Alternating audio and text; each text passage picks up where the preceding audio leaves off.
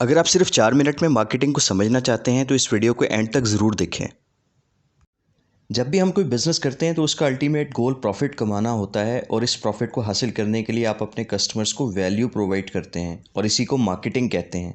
यानी कस्टमर को वैल्यू देना और बदले में प्रॉफिट कमाना। ये वैल्यू देनी कैसे है?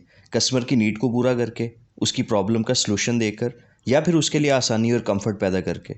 सिर्फ यही नहीं बल्कि हमने उससे लॉन्ग टर्म ताल्लुकात भी बनाने हैं। यानी वो आज हमारी प्रोडक्ट ख़रीद रहा है, कल भी ख़रीदे, 1 साल बाद भी ख़रीदे, हमेशा ख़रीदता रहे, बल्कि दूसरों को भी ख़रीदने के लिए मोटिवेट करे, जिसे पॉजिटिव वर्ड ऑफ माउथ कहते हैं। लेकिन कस्टमर की नीड को जानने के लिए हमें मार्केट एनवायरनमेंट को समझना पड़ेगा, जिसके 2 लेवल्स हैं, मैक्रो यानी एक्सटर्नल एनवायरनमेंट और माइक्रो यानी इंटरनल एनवायरनमेंट।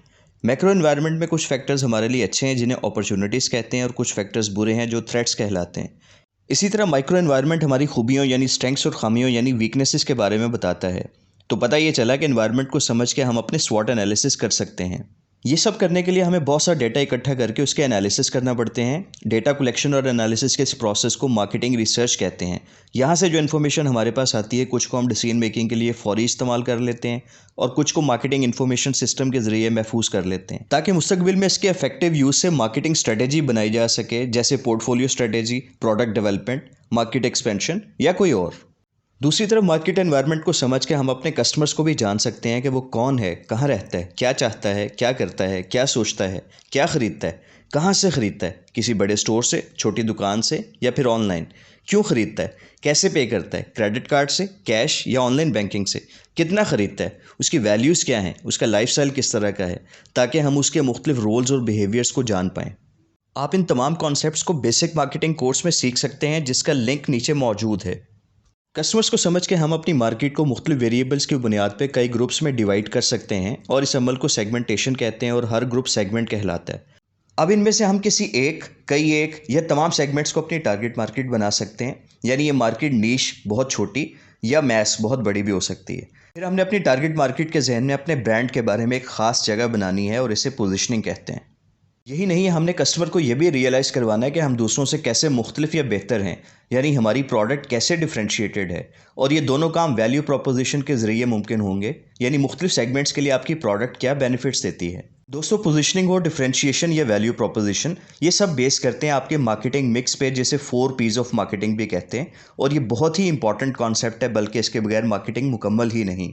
पहला पी यानी प्रोडक्ट, जो कि गुड्स या सर्विसेज की शक्ल में हो सकती है और यही वो चीज़ है जो कि कस्टमर की प्रॉब्लम को सॉल्व करेगी। इसीलिए इसे क्रिएटिंग कस्टमर वैल्यू भी कहा जाता है। दूसरा पी यानी प्राइस और कस्टमर की परसीव्ड वैल्यू सही मानों में इसके साथ जुड़ी होती है, इसीलिए इसे नोइंग कस्टमर वैल्यू कहते हैं। आपकी प्रोडक्ट बेहतरीन हो लेकिन अगर कस्टमर की अफोर्डेबिलिटी के मुताबिक नहीं तो ये नहीं बिकेगी। तीसरा पी यानी प्लेस, कस्टमर और आपकी प्रोडक्ट का आमना सामना किस जगह होगा, किसी बड़े मॉल में, रिटेल स्टोर में, स्ट्रीट कॉर्नर शॉप पे या फिर ऑनलाइन। इसीलिए इसे डिलीवरिंग कस्टमर वैल्यू कहते हैं।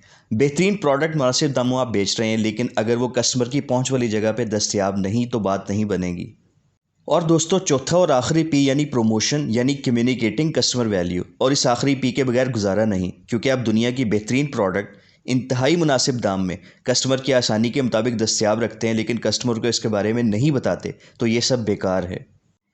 आपने कस्टमर वैल्यू क्रिएट की, रियलाइज़ की, डिलीवर की और कम्युनिकेट भी की। अब कस्टमर इसके बदले में देगा आपको प्रॉफिट, और इस एक्सचेंज को कहते हैं मार्केटिंग। और याद रखें, बिजनेस का अल्टीमेट गोल प्रॉफिट कमाना है।